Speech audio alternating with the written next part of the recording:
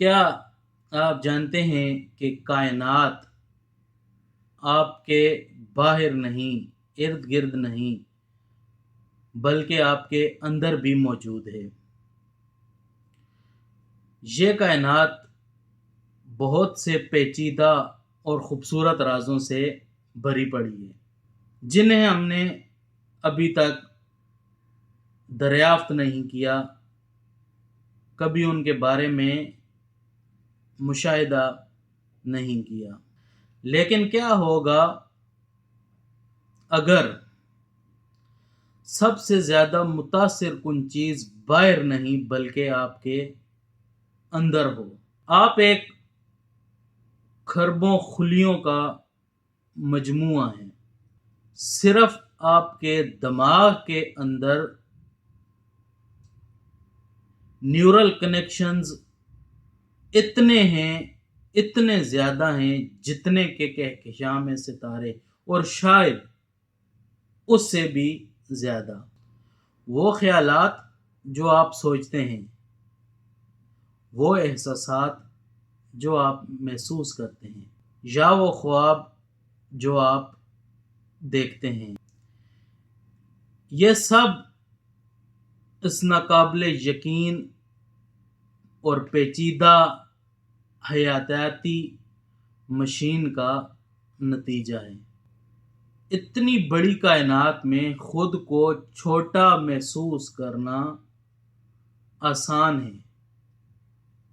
مثال کے طور پہ ہم لوگ کہہ دیتے ہیں کہ یہ کائنات اتنی بڑی ہے، اس میں ہم لوگوں کی کیا حیثیت یا میری کیا حیثیت؟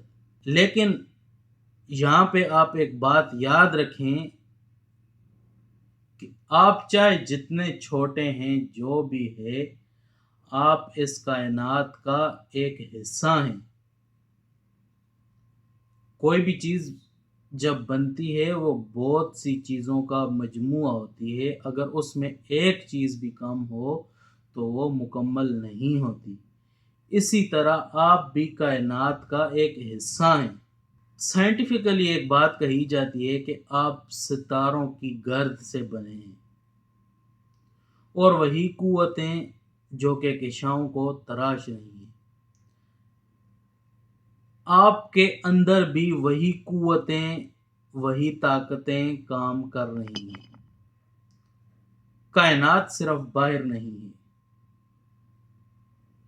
کائنات آپ کے اندر موجود ہے، آپ بھی کائنات کا ایک حصہ ہیں۔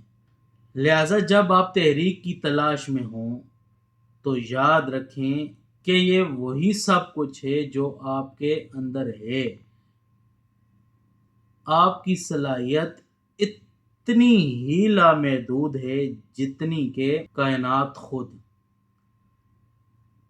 آپ کی کوئی نیکی کرنے کی طاقت، کوئی نیکی کرنے کی صلاحیت، کوئی کام کرنے کی صلاحیت اتنی ہی لامحدود ہے جتنا کہ کائنات کے اندر وہ کام۔ یہ سب چیزیں آپ کے اندر موجود ہیں اور یہ باہر آنے کا انتظار کر رہی ہیں۔ اس کو اگر اسلامک نقطۂ نظر سے دیکھا جائے تو مزید وضاحت کے ساتھ بیان کیا جا سکتا ہے۔ اسلامی تعلیمات کے مطابق انسان کو احسن تقویم کہا گیا ہے، یعنی بہترین ساخت۔ احسن تقویم، بہترین ساخت والا انسان کو بنایا گیا ہے، اور اسے زمین پر اپنا خلیفہ مقرر کیا گیا ہے۔ جیسا کہ قرآن مجید میں اللہ تعالیٰ فرماتا ہے، تمہاری جانوں میں بھی نشانیاں ہیں، کیا تم نہیں دیکھتے؟ یہ سورہ زاریات کی آیت نمبر 21 ہے۔ یہ آیت اس بات کی طرف اشارہ کرتی ہے کہ کائنات کی نشانیاں صرف باہر نہیں بلکہ انسان کے اندر بھی موجود ہیں۔